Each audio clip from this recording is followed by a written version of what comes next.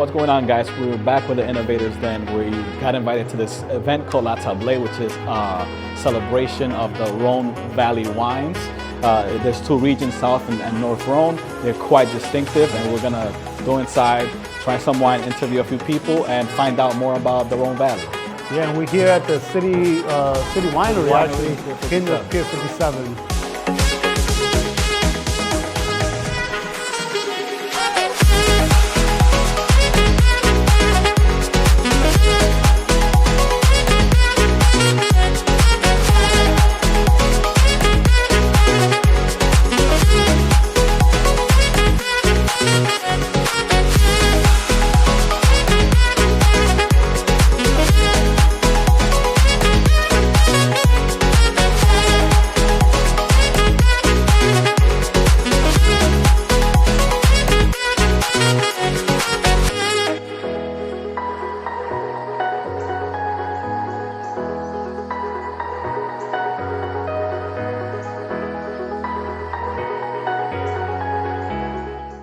What's going on, guys? And we're back with another episode of the Innovators Den. I'm here with Stable Business, formerly known as Hashtag, and we are here with Nikita Malhotra. So we got invited to La Tablée. La Tablée is a celebration of Rhone's fine wine, and we're here to find out a little bit more about it. Nikita, can you elaborate on that? Yeah, well, welcome to La Tablée. So happy to have you. The whole festival thing started actually with Burgundy, with La Tablée. We're going to celebrate our 25th anniversary next year. And so that has been great. After the success and the love of La Tablée, we came up with La Fête de Champagne, which celebrated its 15th year this year. And 10th year, sorry. I'm aging it too much. 10th year. And then a region that our whole team has really loved is the Rhone. And it's, I think, really interesting. It's been fun to see bringing both the southern and the northern Rhone. They're such distinct regions that to have everyone together, this is a unique experience because of that. But yeah, that's kind of a little bit a snapshot of like what we do, how we came up with La Tablée is really our history with other wine festivals, and us wanting to shine a light on this region. Can you tell us a little bit about what La Tablée means exactly? Yeah, so I mean, again, it derives back to Tablée, and that is, Tablée is based off of this festival that is in Meursault, Tablée des Meursault. And so the idea is to come together post-harvest, celebrate. So Tablée is an extension of that in a similar way. It has a history in the Rhone of you come together, you share your bottles. That's kind of what we're all about. So right now we're at the grand tasting. Tonight will be our gala dinner, and that is the idea. Guests share their bottles, the winemakers are here. Everyone wants to kind of discover and talk and just be merry. A celebration. It's celebration, exactly, yeah. Amazing. Can you elaborate a little bit about your experience and how long have you been with the La Tablée team? Yeah. How long have you been a sommelier? Yes. And how someone that might be interested in becoming a sommelier, how can they Sure. go into the actual industry? I got into it when I was 21, so I'm not going to age myself, but I'll tell you it's been over a decade that I've been a sommelier. How I started, the first festival I worked with the team here was 2015, La Fête de Champagne. But I am with the company, with the pressoir company, for a little over a year.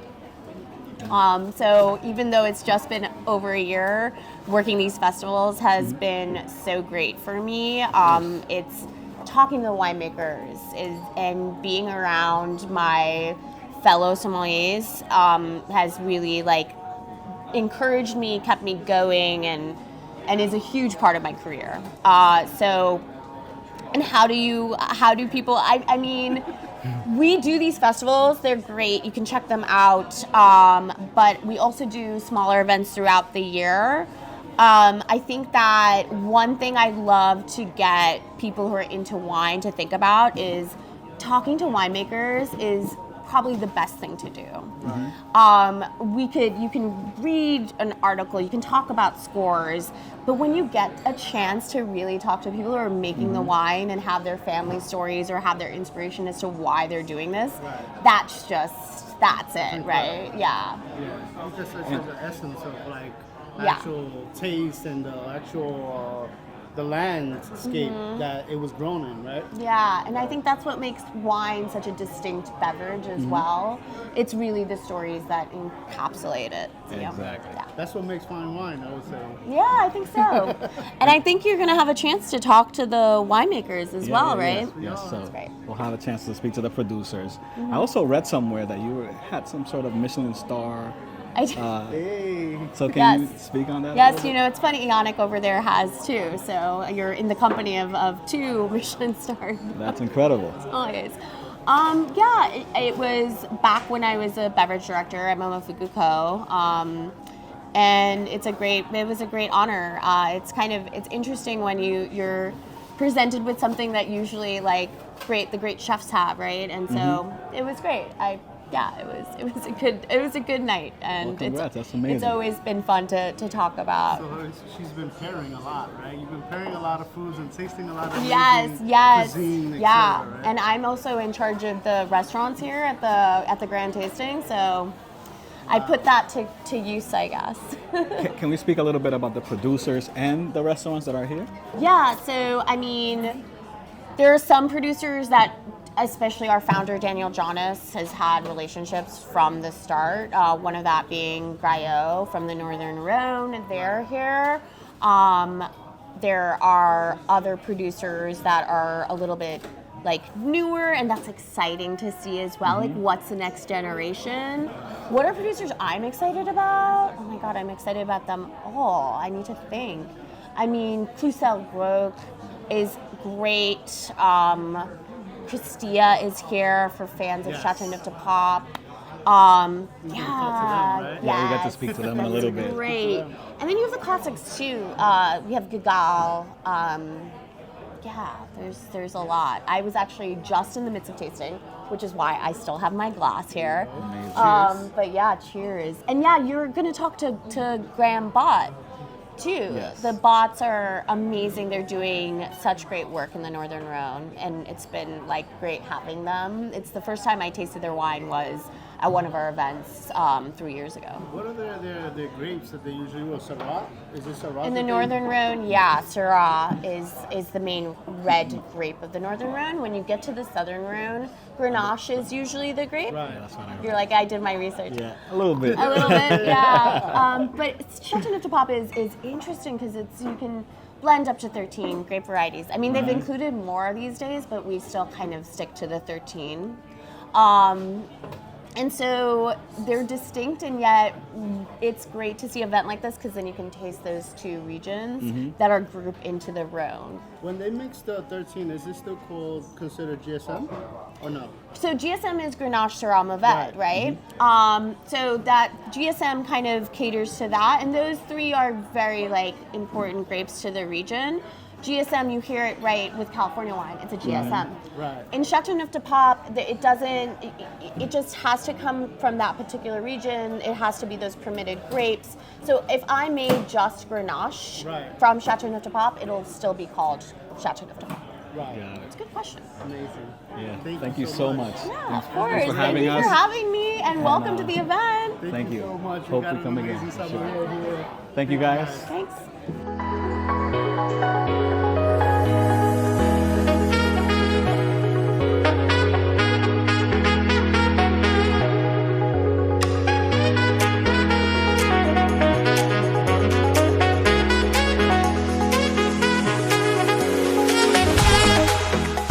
Working in Côte Rôtie, and as someone passionate about wine, I didn't want to sell myself short, and I didn't want to sell myself short and go back to New Zealand and say that I had this great experience in France, but well, my family's here, right, and we can make some really good wines in New Zealand, but as a kind of entrepreneur, as someone who's passionate about wine, I wanted to make the best.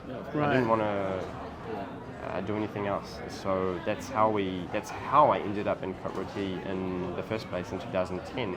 Right. And then obviously our story kind of Trickled from there. And so I met Julie, the French component, and she obviously grew up in the area, but from a non-winemaking family. So we're two absolute outsiders to this game, right? I had the winemaking and the vineyard knowledge. Right. And Julie, she did a background in international commerce. Right. And so together we were working in a wine estate in the northern Rhone Valley in Côte Rôtie, and obviously we, as two outsiders from very simple backgrounds, we never allowed ourselves to have the dream as such to become winemakers. I mean, financially it wasn't possible. Right. Côte Rôtie and Condrieu are two very small appellations, right. which are obviously quite famous today and were way back then, and they're all planted or pretty much entirely planted. So it wasn't for us. And life happens. We got married in 2014, and then we were like, well, we should probably look for a house. So we found a kind of cottagey house on the hillside, middle of the slope of the village of Grangeon, which is just after Condrieu. And when we visited that property, obviously the garden was kind of a shambles and it was really not taken care of, but we could see terraces in that property. Wow. Around that garden. I looked at Julie and I said, surely this has got to be in the Condrieu appellation. So we managed to do a bit of research, and it was. So we bought the house with the garden. It was very small, 3,500 square meters. And from there we found ourselves with a kind of a plot. our dream plot of land. Obviously it's not wasn't our dream house at the time, right. clearly, but it was our dream kind of garden as such. Mm-hmm. But it was fertile to grow. Yeah. Absolutely. This is in the historic part of the Condrieu appellation, and even really well-known winemakers like Yves Gangloff and others, sort of when we bought the house, came to me and said, I don't know why we never planted that. It was right in front of us all the time, and obviously we had to do something different. Maybe we bought the house with the garden. Right. But anyway, it was kind of like a starting point. Mm-hmm. And then we created the business shortly after in 2015. And that's when the light bulb went on, and we said to ourselves, if we had found this property so late in the game, so late in the history of the Rhone Valley, maybe we can find something else. Mm-hmm. So then we actively went looking for vineyard land to plant and to buy and to grow, and slowly, step by step, we found land in Sessuel, so that's just north of Côte Rôtie, in Saint-Joseph, and finally in Côte Rôtie. So kind of snowball effect happened, and we quickly managed to be able to find some beautiful parcels and to start to have the kind of idea we could live from our dream, from our passion. And in 2016 we started making a little bit of wine in our garage. I mean, because we didn't have any winemaking tools, we didn't have a winery. But you started growing. Yeah, and we wanted to make some wine, and obviously we had vineyards that were near in production, so we started to buy a little bit of grapes just to get the ball rolling, and then we obviously grew out of our garage 2 or 3 years later, and we rented a winery which is at the foothills of the Côte Rôtie vineyards today, from a winemaker who retired. And it was like perfect timing for you, bro. Perfect timing, yeah. I mean, I don't believe in luck, and I don't believe in chance. I believe in creating luck by energy and effort. Right. It's very cliche to say but I guess you do have to be in the right place at the right time. But if you don't push open those doors, you never know what's behind them. Exactly. Right. And so we ended up renting this winery in 2019, and obviously from there we were able to be much more precise about the wines we were making, and continue to plant, continue to develop. So it's been a real adventure. So it was all a dream, and you came from New Zealand. You was a pioneer when it comes to your own background and your fiance's at the time's background, and you guys took the time to live in Côte Rôtie, right? And then find this place, because you was working there, right? Yeah, we were working there. I mean, we were just living our dream prior to be business owners, because that's where we wanted to be. Those are the wines we wanted to make. And when I moved to France and I tried the Côte Rôties for myself, and a number of them. I was like, this is the wine I want to drink for the rest of my life. And so it was kind of through that, I was like, we're not leaving. Is Syrah is the main grape that you guys are using? Yeah, Syrah is the main grape we use in Côte Rôtie. We're allowed to Blend? co-ferment with a little bit of white grape called Viognier. Viognier. But for our estate and for our winery, we only use Syrah, so it's 100% Syrah. Oh wow, so that's very unique because a lot of other ones they mix, they blend. What would you say, like, what innovations did you bring in from, like, your experience in New Zealand to quality? Innovations, I'm not sure if we innovated anything as such, but obviously having a very worldly background and having visited other areas and having my eyes opened, when I arrived to Côte Rôtie, what surprised me was the complexity of terroir. Obviously in New Zealand and in previous jobs, when we would make wine, we would build complexity using winemaking techniques, different picking dates, different winemaking techniques during the fermentation and aging to obviously build something. And we did have vineyard expression in New Zealand, but it was not as extreme as what we do have in Côte Rôtie. And when you're in Côte Rôtie, it's visual, it's right in front of your eyes. You can see these folding hillsides, these terrace hillsides, and they're absolutely spectacular. Is it more difficult to grow on? Yeah, it's a mission. I've never. It's absolutely physically. So because it's in the north, you had to kind of plant at an angle, correct? Yeah, we plant on these vertical these slopes that can be up to 60 degrees steep. Yeah. Wow. And I mean, when I moved there as well,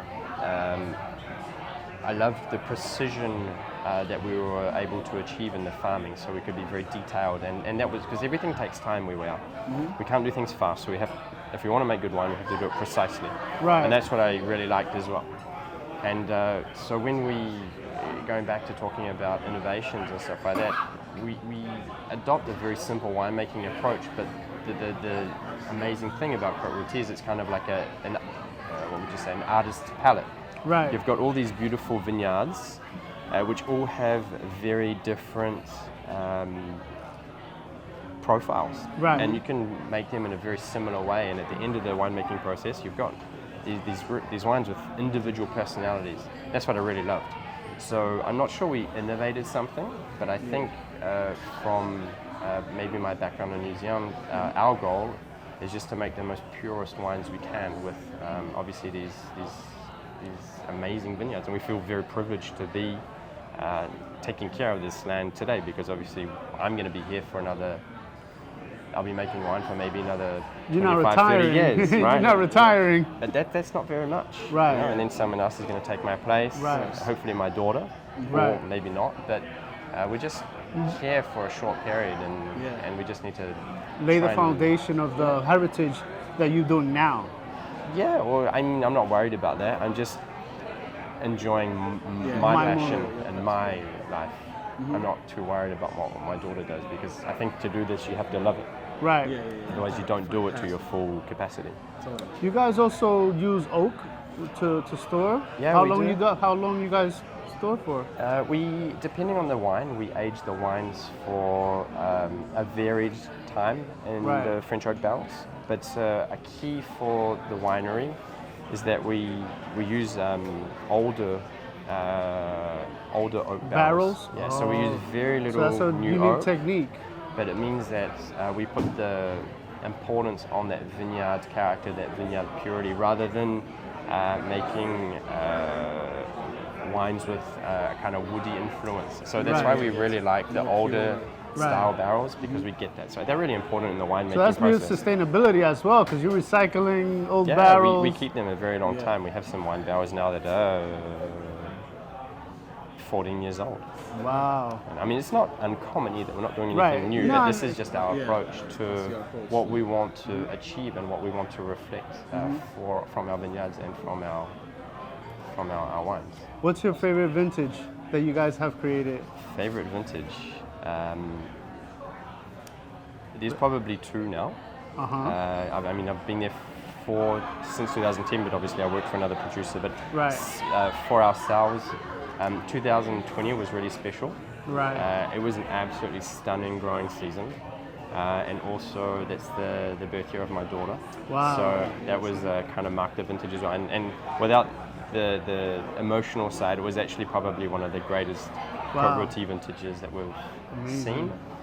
And just recently, 2023, obviously 2023 was a completely different style of season. We had a lot of wet weather during spring, which brought its challenges. However, the post-season, so from August, September and October, where we're situated in Conroy and Côte Rôtie, we had this incredible Indian summer and we had very little rain. And I've never been able to pick the vineyards so precisely at very timely dates. And so we could actually pick our top vineyards, our Côte Rôtie vineyards, right at the last minute. And I think we made some exceptional ones. So climate change has affected the process as well, right? Climate change? Sure. And I would go to the point in saying that it's actually positively affected our area. Wow. If we go back 15 or 20 years ago, I mean, I arrived in 2010, so I can't speak too clearly beforehand, but I've tried the wines. Right now, we're getting the grapes to a really perfect ripeness level naturally. Wow. And so that's actually, I think, been a positive effect for the area. I mean, I'm speaking for myself and my own opinion. Others may say that it's changed. I mean, it's certainly changed because we're picking the grapes earlier. So picking dates have obviously come forward. However, we're getting these grapes really naturally ripe now. They're not overripe because if you think about where we are geographically in the Rhône Valley, they stop planting Syrah in Côte Rôtie or in Sessuel, and then they start planting another grape variety. So the fact that the global warming's happened, it's raised the raising heights, means that we're in a more favourable climate now for these grape varieties. What's the soil like? Is it granite, limestone? What's the soil like? So Côte Rôtie is kind of divided into two, so to speak about it really generically. Right. We call one part of the appellation Côte Brune, which is about 66 or 70% of the soil structure, and the other side, Côte Blonde, which represents about just over 30%, and that's more granite and gneiss. Granite, got it. Kind of soil, and they're making totally different wines. Amazing. So it's the appellation itself is really complex, really diverse. And we have these amazing, like I said, this amazing palette of terroir to make some. And this is all part of the AOC as well, correct? Absolutely, yeah. Amazing. This is an incredible story. Innovative, pioneer. You're inspiring, man. We just live in our dream, and that's the best part. That's the best bit. Yeah, but you need to take action, and you took the action. You found the right location. If you want to talk to a person that want to start, just like you, what will you tell them? What will you tell your 20-year-old self? It's much harder than what you think it's going to be. Oh, yeah, But the good, the highs are the high, the lows are low. And the thing is, I mean, if you want something in your life, there's no sprints anymore. It's a marathon. It's a long-term. Life is long, right? Mm-hmm. So we got to make the most of it, and rather than just the quick fixes that I want it now and I want it in 2 years, that doesn't work anymore. That don't work. Enjoy the process. Enjoy the process. Enjoy the process. Do the hard work. Mm-hmm. The only way to do anything is with hard work, and then excellent. Thank you so much. We really appreciate you coming on. Thank you. Sure, but thank you for having me. Great to meet you guys. Thank you.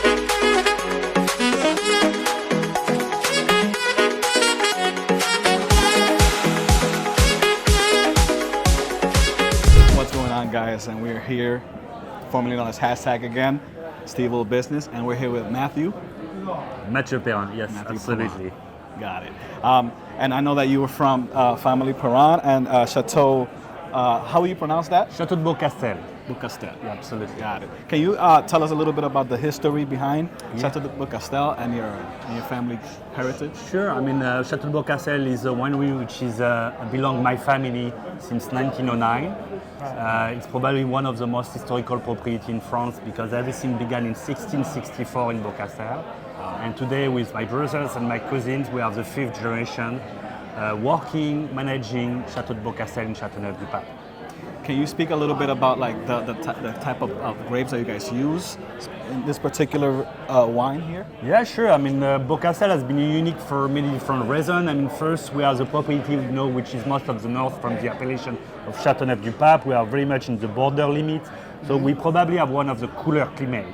And every philosophy that we follow today was based from my grandfather, Jacques Perrin, where we make a special cuvée today which named Hommage à Jacques Perrin. And one of these philosophy is using all the 13 grape variety allowed in Châteauneuf-du-Pape.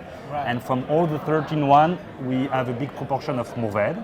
But next to that, we have Grenache, Syrah, Vaccarès, Terre Noire, Picpoul, Picardin, Clairette, Bourboulenc. I mean, all of them that we pick separately, that we vinify separately, and after that we blend, all the families meeting, and we try to make the best blend every year for making the best Beaucastel as possible. What would you say is the most underrated variety of grape?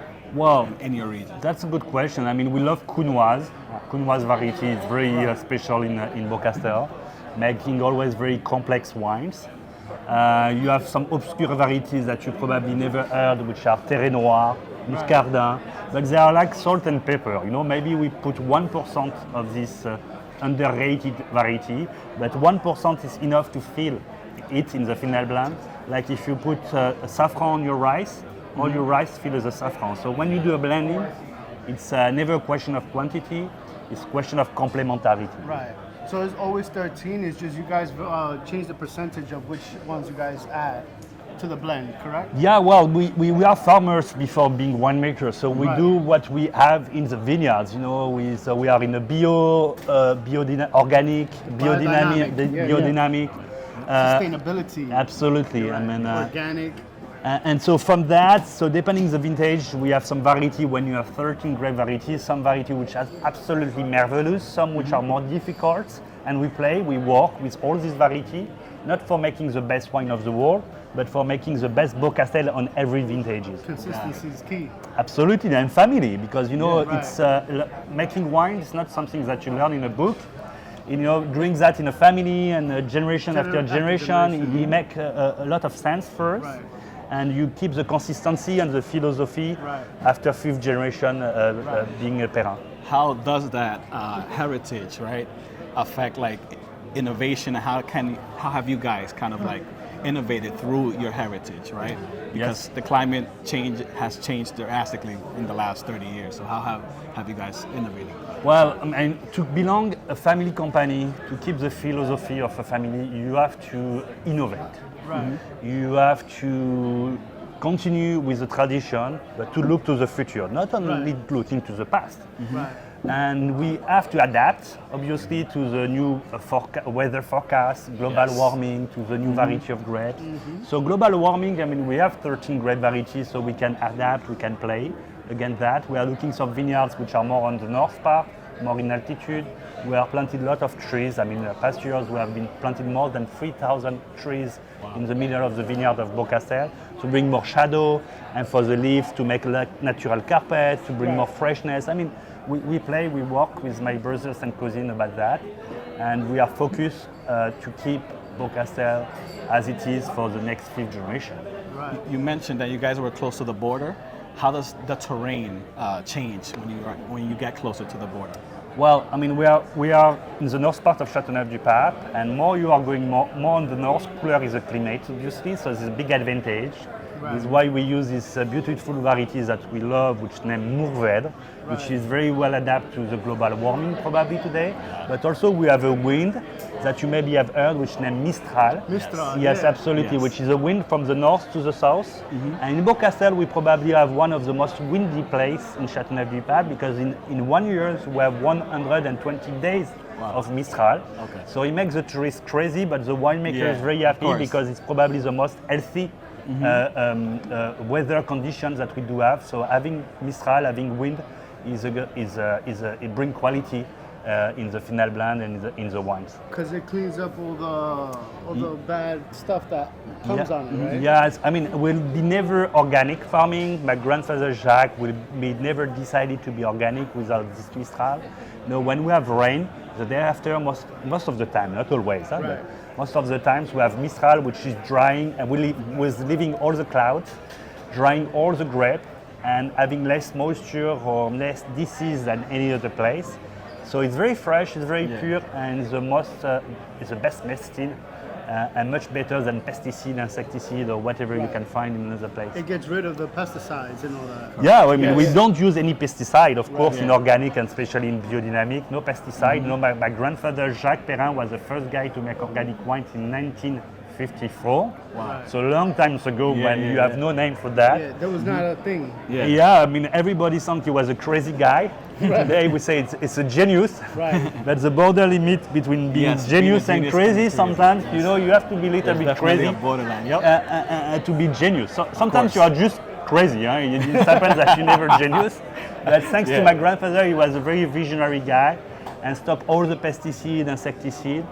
And today we will take the benefits of that in the vineyards, in the cellar, but even more important, in the quality of the wine. Definitely. And I know that you guys have some partnerships. Can you speak a little bit on those partnerships? Yeah, well, we are talking about innovation, you know. In the family, we have to do innovation, and so we wanted to apply the same philosophy in Beaucastel outside of Châteauneuf-du-Pape. So we own different brands, different winery for a long time. It's been started first with my father, my uncle, you know, La Vieille Ferme, Famille Perrin. We have a property in US which is named Tablee, and since 2012 we are partners at Château Miraval, where we are producing rosé together at this beautiful Provence property. And since more than 10 years, we wanted to change the image of rosé and to show that rosé can compete in quality and in taste, the best red and the best white. And yes, it's a super exciting project for sure. Yeah, you guys are doing a great job. We actually tried it last year in La Fête de Champagne, and it was incredible. Yeah, we do champagne also, which named Fleur de Miraval with Rodolphe Peters, which is our partners over there. And sometimes, same things, we are the only and exclusively house of champagne producing only rosé champagne. And with Rodolphe Peters, you know, it's a good partnership, which is focused on quality, that's it. Question, where can people follow your chateau? Show the bottle. Let's bring the bottle. Yes, Yeah, sure. definitely. Let's bring the bottle. look at that. You can- Yeah, sure. Well, Château de Beaucastel is where everything began with my family. Our best friends are chefs, sommeliers, so obviously you can find that in many different gastronomic places, but also in the top wine shop, I hope so, in US, but everywhere in the world. Amazing. Voila. Why not? So this is, enjoy guys. Yeah, thank you. Thank you for your invitation. Thank you. Thank you for taking time to speak to us. My Thank you, pleasure, Matt. thank you.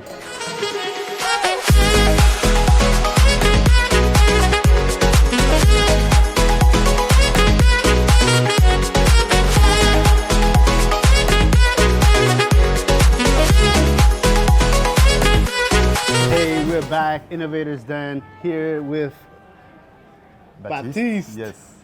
And we have formerly known as Hashtag and Steve-O Business. Here we have a very special person here. We have an amazing story, amazing heritage, all the way from the Rhone Valley, south, South, absolutely. right? It was from south, and this brand is called Christia, right? Absolutely.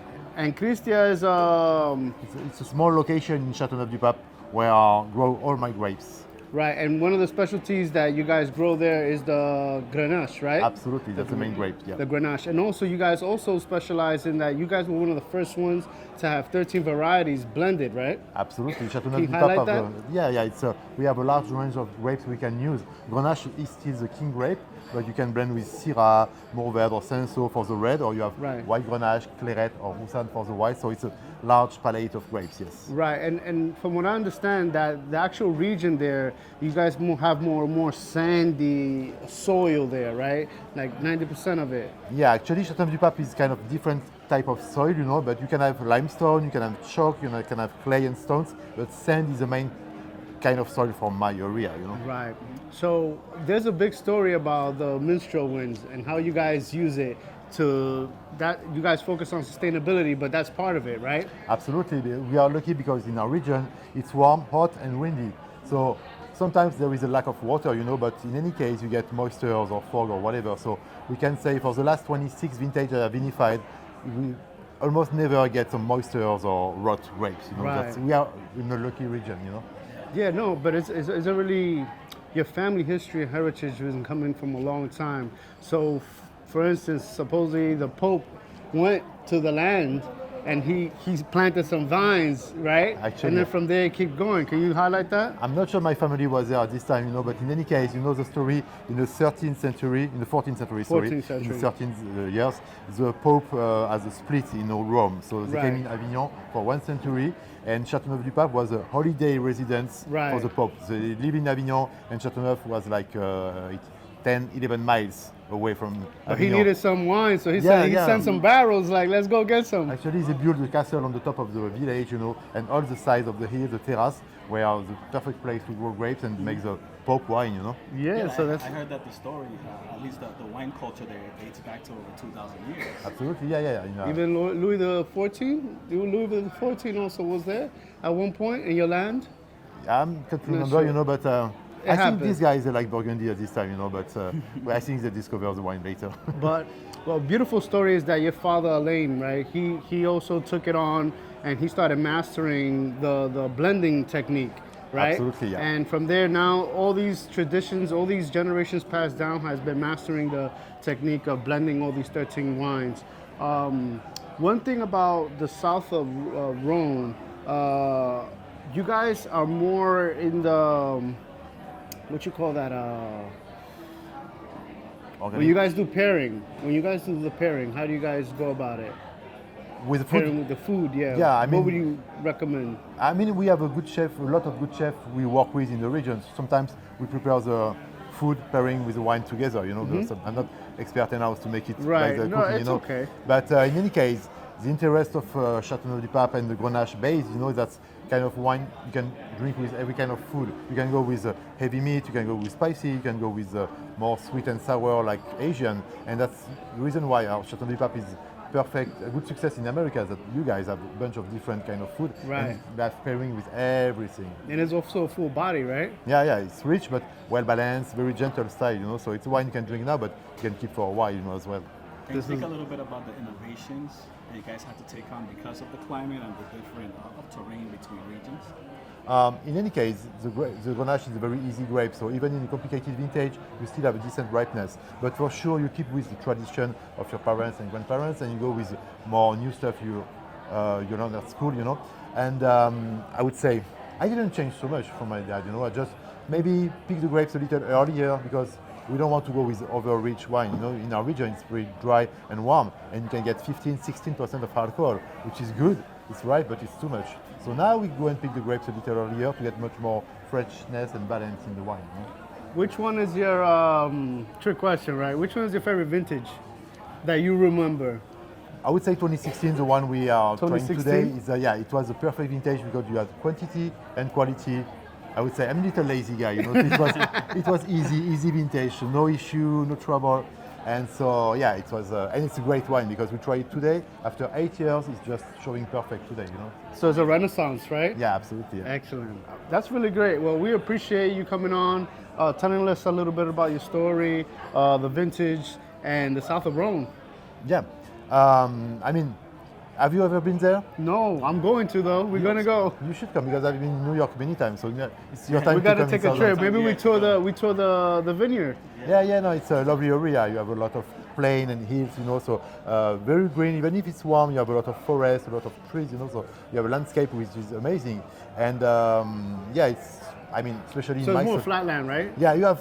It's not like Burgundy or Alsace, which is a hill. It's by kind of small hills, small valley, and you're going down and up, you know. So, so just to make the appellation is actually Chateau the Pope, right? Châteauneuf-du-Pape, yeah. Right. Yeah. Actually, in our region, the main appellation is Côte du Rhône.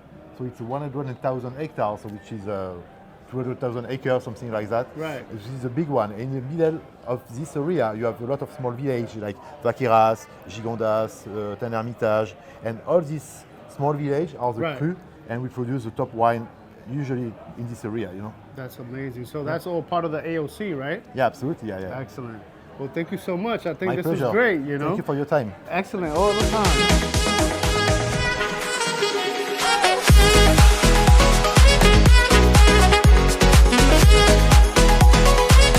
So here we are, we wrapped up. We've had 4 great interviews. We've tasted the wine. It's incredible. We got Wally back there, a little tipsy. We had a great time, and you will find out more. Follow us, share, and here with Steve Business. And Pour me know this hashtag.